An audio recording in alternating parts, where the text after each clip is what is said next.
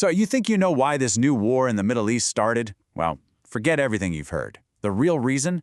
It wasn't dropped in some big official press conference. Nope. It came out in this quiet but absolutely shocking admission. Yeah, you heard that right. A top U.S. senator, one of the president's closest allies, basically spelling it out. This isn't about freedom, it's not about security, it's about oil, and it's about making a move against China. So, let's break down how that motive lit the fuse for this whole thing. All right, Section 1, a ton of money. You really want to get what's happening here. It's simple. You just have to follow the money.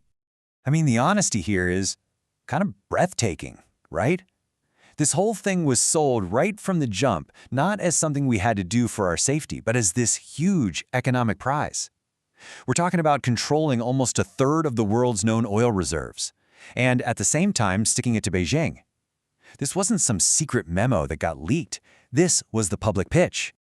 Okay, so once that motive was out there, things on the ground didn't just, get a little worse. No, they absolutely exploded. Just look at this timeline. It's insane how fast this all spiraled out of control. It starts on February 28th with joint U.S. and Israeli attacks. One day later, Iran is already hitting back with drones and missiles. Then, on March 9th, Israel hits these fuel depots in Tehran, causing just massive fires and toxic rain. And the very next day, the U.S. sinks 16 Iranian ships right in the Strait of Hormuz. We're talking less than 2 weeks from the first shot to a full-blown regional crisis. And Iran's retaliation? The scale is just, wow. This wasn't just a couple of missiles fired back in anger, this was a swarm.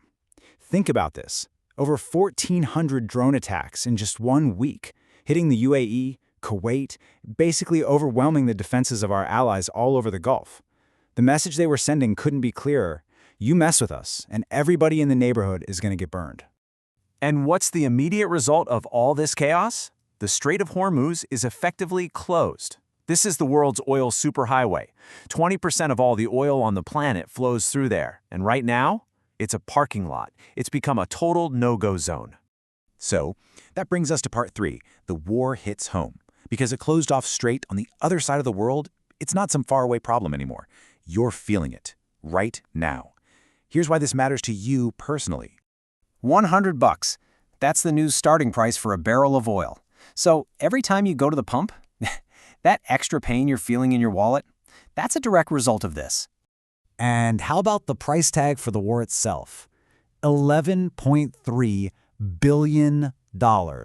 That's what the Pentagon says this cost for just the first 6 days. And guess who's footing that bill? You are.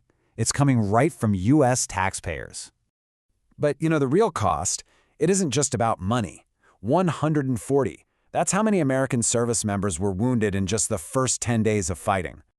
And 7, that's the number of American soldiers who aren't coming home. And as these numbers climb, the unity back home is starting to crack. This quote is from Nancy Mace, a Republican congresswoman from South Carolina, the same state as Senator Graham. She's saying, "I do not want to send South Carolina's sons and daughters into war with Iran." You're seeing a real split now, even within the same party, about what this war is for and if the price is worth paying. Which leads us to the biggest question of all. What's the end game here?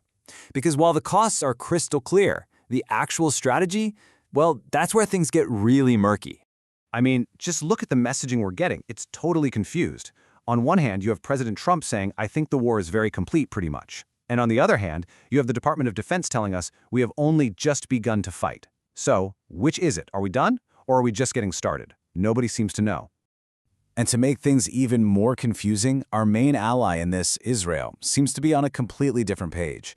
The U.S. is worried that hitting civilian targets is going to backfire, not to mention how it makes gas prices look.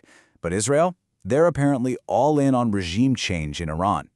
Axios is already reporting on the first significant disagreement between the U.S. and Israel over just how hard they're hitting. It seems like they have their own goals, and it's catching Washington off guard. So you've got the economic motive, you've got the costs in dollars and in lives, and you've got this complete strategic confusion. It all boils down to one final, really important question for all of us. With gas prices going up at home and the goals overseas being so muddy, what does victory in this war even look like? Seriously, is it about controlling oil? Is it about forcing a new government in Tehran? Or is it something else?